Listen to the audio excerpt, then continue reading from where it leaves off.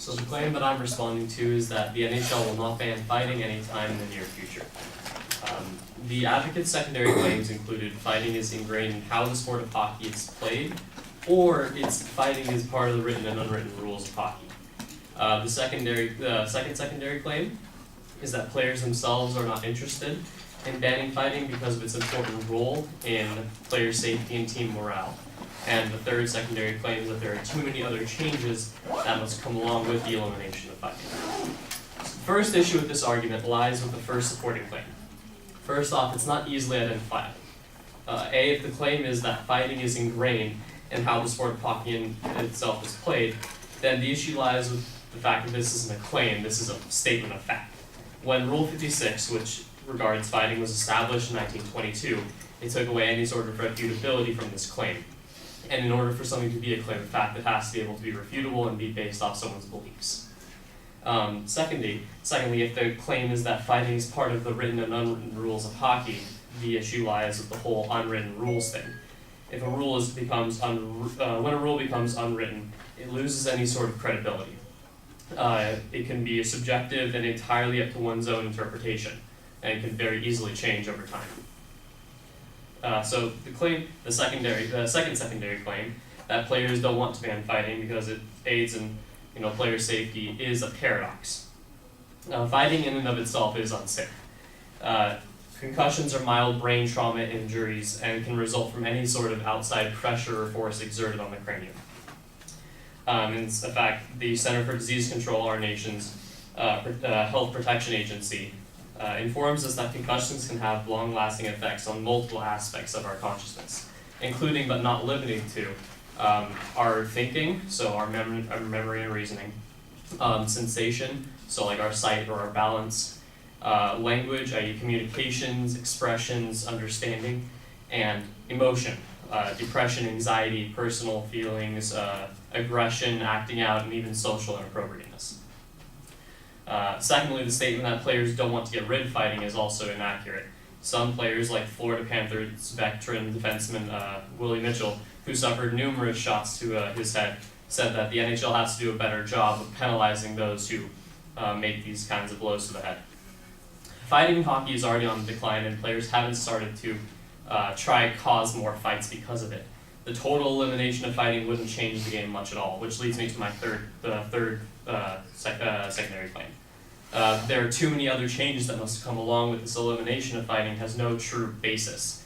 The European leagues that banned fighting weren't forced to expand their ice rings along with their elimination of fighting. That was just a secondary proposition that also happened to have been passed. The European leagues chose to have their games more focused on stick and puck handling and have the players rely a lot more on their skills.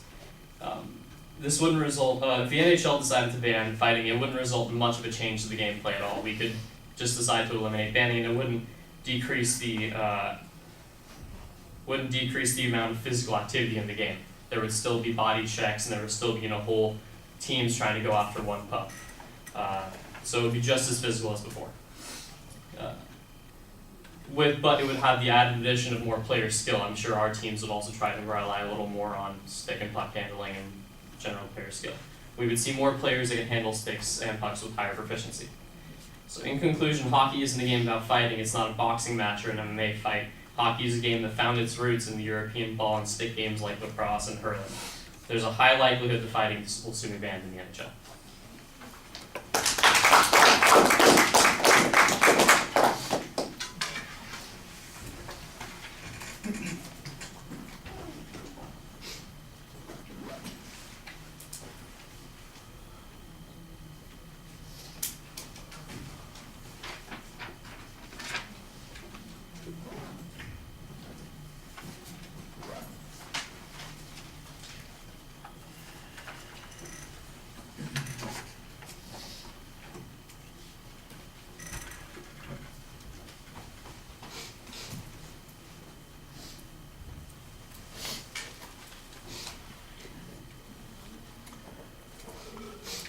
All right, Ryan, it's very clear and easy to follow. I think on the first point, you're suggesting that there's no dispute about it being built into the game, and that's not really where the argument is. That's an okay response on that point. The question then becomes, is there an objection to fighting in the game, and you do suggest that there are some objections. You give a reason why there would be objections because of concussions and potential injuries to players. You've got an example of a player who thinks that restrictions are needed and some kind of punishment would be appropriate. And you do make a claim at one point that says fighting's on the decline, and I would have liked to have heard the source for that information and why you believe that that's true. That seemed to be the one thing that was missing in that first or that second point that you're working on, where there's not a lot of proof. Everything else had some good information on it.